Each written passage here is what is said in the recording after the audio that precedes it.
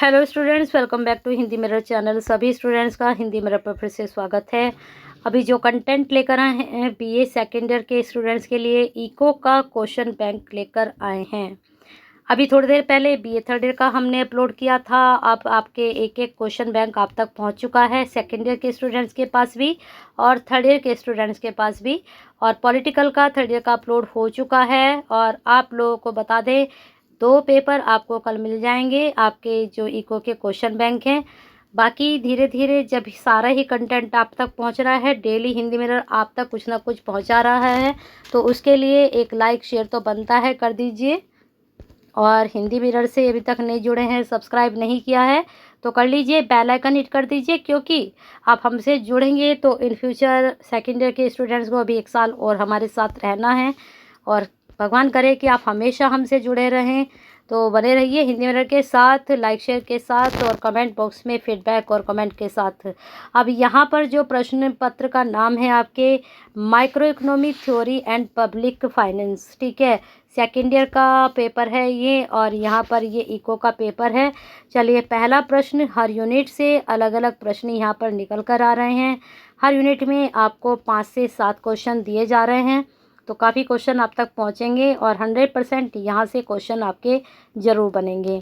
चलिए देख लेते हैं पहला प्रश्न, सूक्ष्म और समष्टि आर्थिक विश्लेषण की उपयोगिता का समालोचनात्मक रूप को समझाइए। ठीक है, थोड़ा जूम कर लेते हैं इसको जिससे अच्छे से आपको दिखाई दे। फिर यहाँ पर दूसरा है, समष्टि और सूक्ष्म अर्थशास्त्र के बीच भेद एक दूसरे के पूरक हैं, ये भी बताना है। नेक्स्ट क्वेश्चन है, राष्ट्रीय आय के आंकलन की विभिन्न विधियों की व्याख्या कीजिए, इसमें किन समस्याओं का सामना करना पड़ सकता है या करना पड़ता है।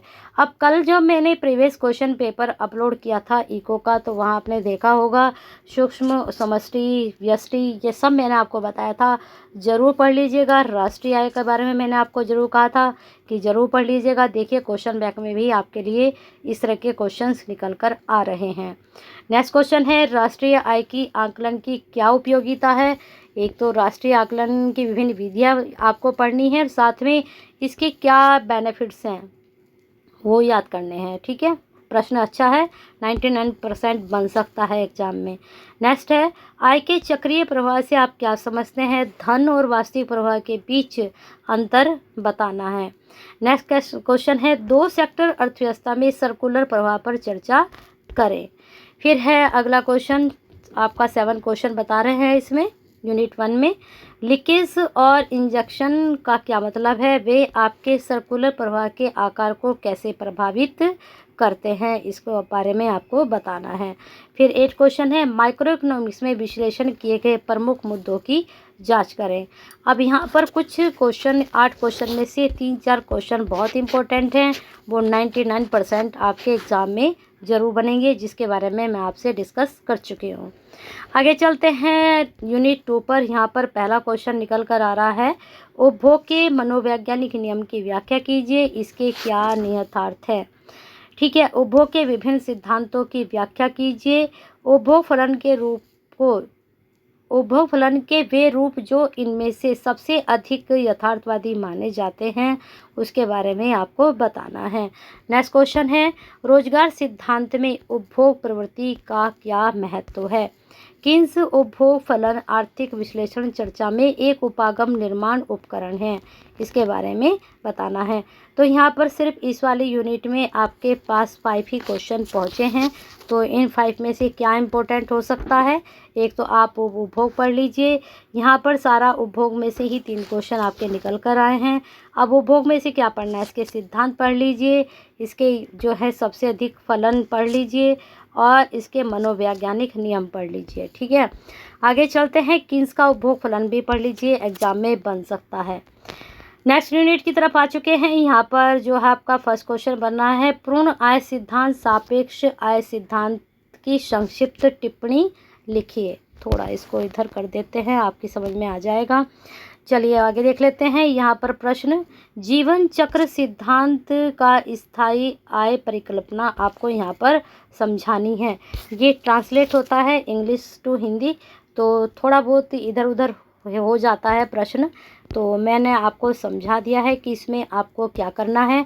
यहाँ पर इन्होंने दिया है संक्षिप्त टिप्पणी लिखिए, तो इसमें एक तो आपको पूर्ण आय सिद्धांत पर लिखना है और एक जीवन चक्र सिद्धांत पर लिखना है और एक स्थायी आय परिकल्पना पर लिखना है।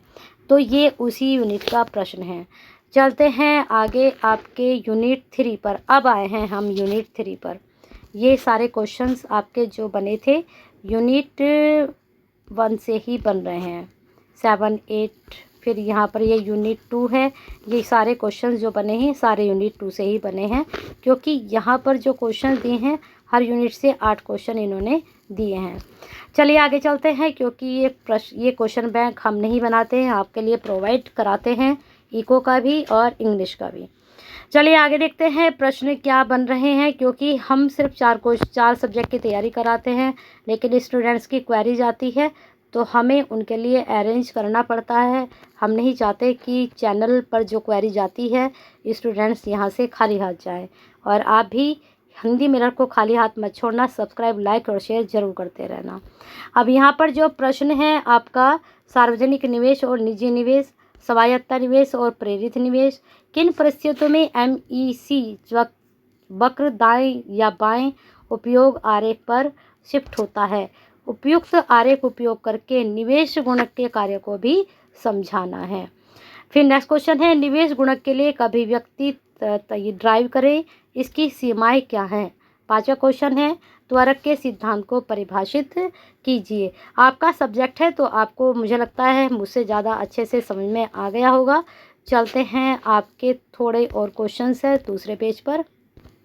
अब लास्ट क्वेश्चन यहाँ पर 3rd यूनिट में, निवेश के शास्त्रीय और केनेस्पियन सिद्धांत की व्याख्या करें निवेश के सीमांत दक्षता में।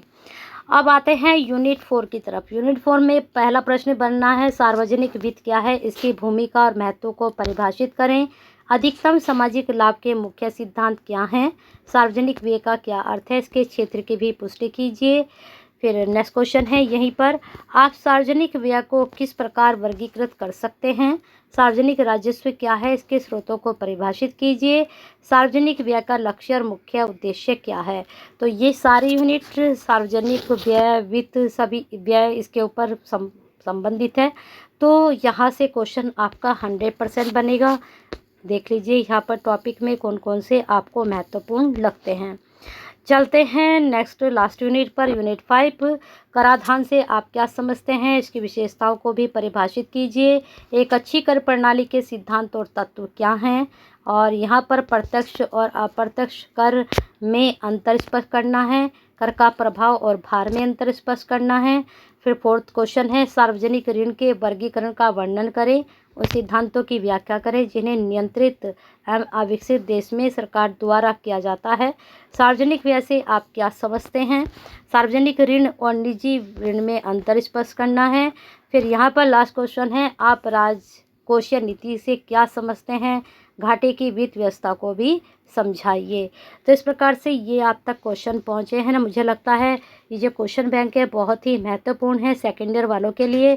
यहाँ से 100% आपके क्वेश्चंस लिख लेंगे, 8 से 9 क्वेश्चन जरूर आएंगे यहाँ पर। तो अच्छे से तैयारी कर लीजिए और बने रहिए हिंदी मिनट के साथ। ऐसे ही बेनिफिशियल वीडियो के लिए अपना फीडबैक और कमेंट जरूर सेंड करते रहिए और लाइक और शेयर भी करते रहिए स्टूडेंट्स के लिए।